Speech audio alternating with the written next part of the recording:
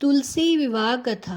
तुलसी विवाह का महत्व हिंदू धर्म में अत्यधिक है।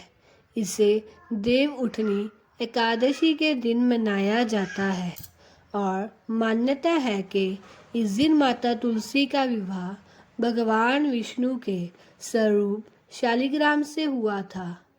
इस कथा के अनुसार तुलसी का जन्म एक पवित्र कन्या के रूप में हुआ था जिन्हें वृंदा कहा जाता था।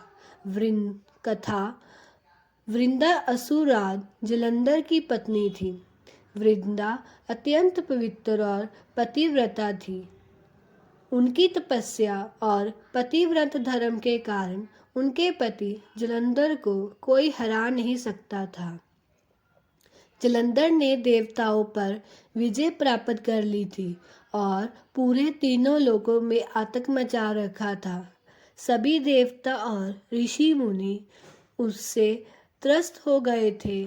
तब भगवान विष्णु ने वृंदा का पतिव्रत धर्म भंग करने का निर्णय लिया ताकि जलंधर की शक्ति खत्म हो जाए।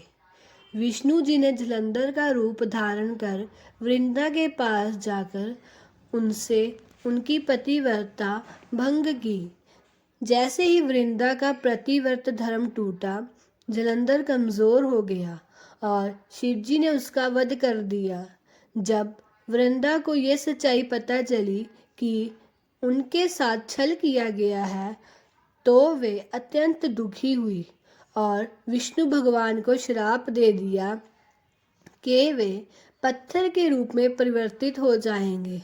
इस श्राप के कारण भगवान विष्णु शालिग्राम के रूप में परिवर्तित हो गए। बाद में वृंदा ने अपने शरीर का त्याग किया और वे तुलसी के पौधे के रूप में परिवर्तित हो गई।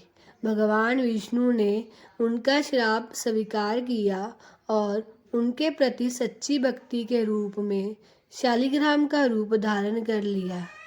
तब से तुलसी विवाह की परंपरा चली आ रही है, जिसमें तुलसी के पौधे का विवाह भगवान शालिग्राम विष्णु जी से किया जाता है।